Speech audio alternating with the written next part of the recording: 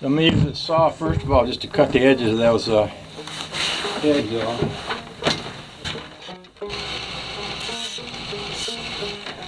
I'll save these little pieces.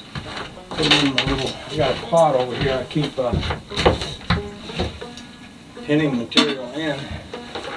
Put them in that. And the trick about using this table grinder is that I don't wind up getting the head involved. Like if I put it down here, this part up here is grinding while I'm looking down here. So I have to kind of hold this in such a way that I don't wind up grinding off part of the banjo I didn't really mean to lose.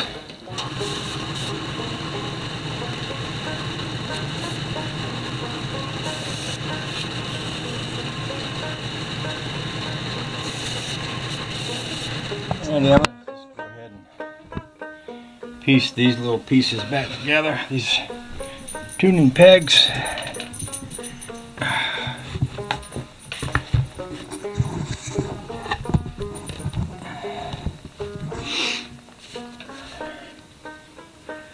want you to look behind you there, Charlie. He's got himself a spot picked out by the fire. Oh yeah, that's good living right there, ain't it, buddy? Uh-huh. Sure is. I know where the heat is. I don't know what the temperature got up to today, but I feel very warm. Okay, this angled side goes down because this thing comes down and this pinches the wood. That's why they call it a friction peg. The more you tighten this screw up, the more it pinches the wood. This has a little square washer right up here that fits right into the shaft here. And it also fits right into the bottom of this. Now, not all pegs are equal. These ones are better than some. I've seen some where the only thing that keeps this peg in place is the plastic. And of course, these have a metal shim that fits right over the shaft, and the other end fits right over this notch in the top of these handles. A lot of them don't have that, and they are more likely to wallow out over the course of many years of use. So it makes these a little better peg than some are. And what I'm going to want to do is to get this lined up so that it slips right over that correctly. And what I might want to do is pull that off and just slip it over onto here before I even put it on there. One of those places where having a little better eyeballs wouldn't hurt.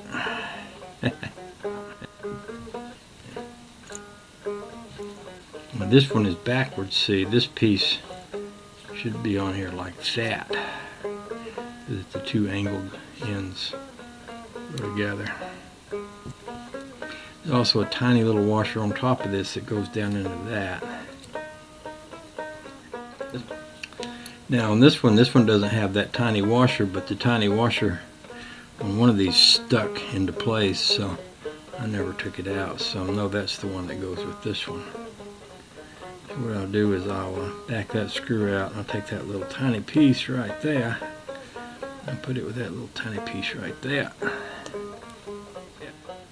And this goes onto that like that, and then that bolt goes into that one like that.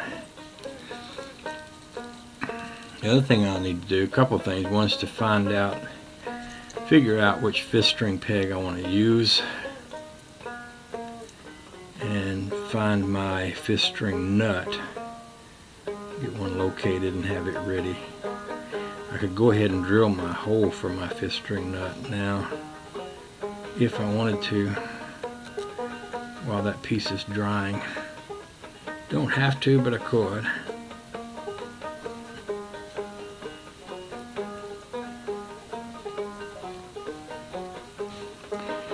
Alright, so what we have here is the fifth string bridge, peg. There's a couple of different kinds of pegs. This one is a geared peg.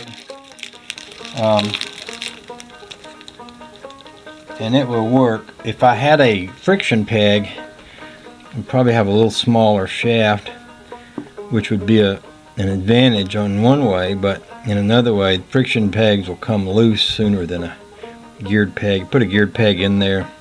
It's easier to get the tuning right, and they hold their tuning a little better. This piece of bone, and that's what it is, just a little piece of bone, very tiny. It sits down in the banjo neck, and I saw a groove into it with a coping saw. Put right fifth string through. I'll show you one.